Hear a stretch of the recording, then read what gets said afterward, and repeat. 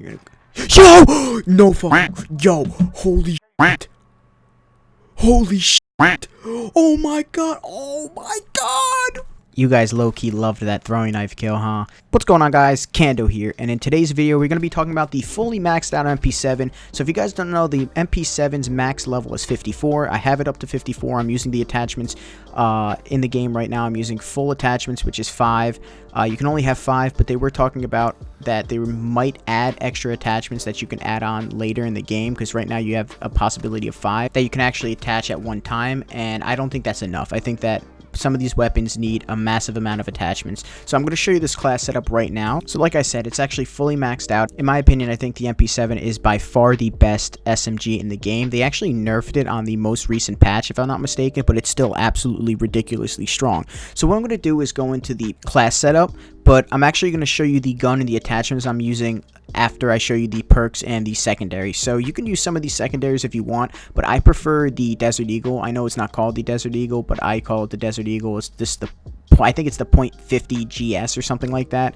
I use that as my secondary because it's a one-hit kill to the head. I use Scavenger because if you're going for nukes or if you're going for a higher amount of kills and you don't want to die as much, I think Scavenger is your best bet, especially if you're not using the ammo crate, because I use stopping power rounds. I think stopping power rounds is your best bet for getting a massive amount of kills with your SMG, because when you use stopping power rounds, you're doing just as much damage as most ARs from distance, especially with the SMGs. Now, I use Hardline. I recommend Hardline for 6v6 game modes. That's about it. If you're playing 10v10 or ground war, I would prefer Ghost, because everybody's going to have UAV on, or everyone's going to have personal UAV, and it's really easy and simple to actually get.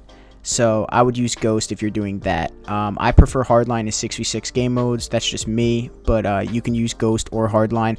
I use Tracker. The reason why I use Tracker is, in my opinion, it's the best yellow perk, or the best perk 3. And the reason why is because enemies leave behind footprint trails, and you can see the markers of enemy death locations. You can tell if somebody's spawning near you. If you see a red little skull, then you can assume that there's going to be enemies around that location. And it also stops the death marks, so when you kill someone, it doesn't show the little death marker above their head, so the enemy won't see where you're coming from. So now let's get into the actual weapon and the attachments.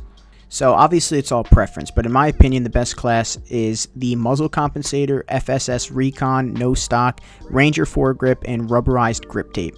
Now you're going to go into here and see that honestly, the compensator is the best muzzle to use. Like, the best muzzle, obviously, by far, because it controls your recoil. Aiming down sight speed isn't that important with the SMGs.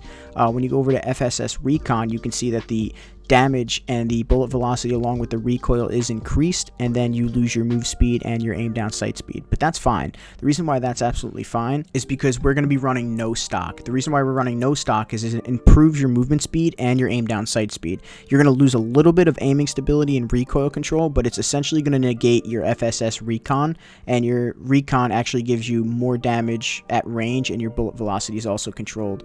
So in my opinion, I think it's absolutely a necessity to use no stock if you're going to use the recon barrel.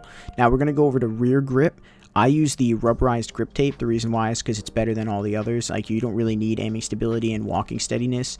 I just don't think it's that necessary, especially with an SMG. You want to be moving relatively fast, so I think recoil control is the best set for that. And then you obviously go to Ranger foregrip. In Ranger foregrip, you get your recoil control back and your aiming stability back, and you're going to lose walking movement speed, but the odds of you walking and aiming down sight with your move speed isn't going to really be that much of a problem, because everyone plays like turtles in this game anyway, and your aim down sight speed is not going to be that important either, just because, like I said, your no stock is going to help you with that as well. No stock just negates most of the movement speed issues that you're going to have. I don't use perks because they're absolutely useless. The perks in most of these weapons are absolutely trash. I don't use any ammunition anyway because the ammunition also is trash. But the one thing I will say, though, is the reason why you want to use FSS Recon over SSS Strike is if you look, you're actually losing move speed, but you're gaining recoil control. And gaining recoil control, especially with an SMG, is way more important than movement speed. So I think that that's super important. And if you look, go to your muzzles, it's definitely your best muzzle bet because you're gaining recoil control, and the other things are absolutely awful, like melee quickness and sound suppression. And honestly, don't use a red dot or anything like that. The iron sights are absolutely fine. They're perfect for this weapon. The iron sights, this is the rare occasion where the iron sights are actually better for you than the red dot. So what you're going to be seeing is some gameplay. I actually dropped 41 in 6v6, and you guys might be saying 41 kills, that's not a lot at all. But actually in 6v6, especially on this map and in hardpoint, it's really hard to drop over 40 kills. It's really hard to drop a 40 bomb in this game mode, and particularly this map, because a lot of people camp. And honestly, this game mode is probably my favorite game mode in 6v6, especially on this game. The map is alright. I think this is probably like my third favorite map. There's like 2 others that I kind of enjoy, but I want to know what you guys think about this class, about this gun, and how my gameplay was, because I ended up dropping 40 plus and we ended up coming in super clutch and winning the game. So hopefully you guys enjoyed the video. If you did, leave a like, comment, subscribe, all that good stuff. My name's Candle. I love you guys, and I'm out. Peace.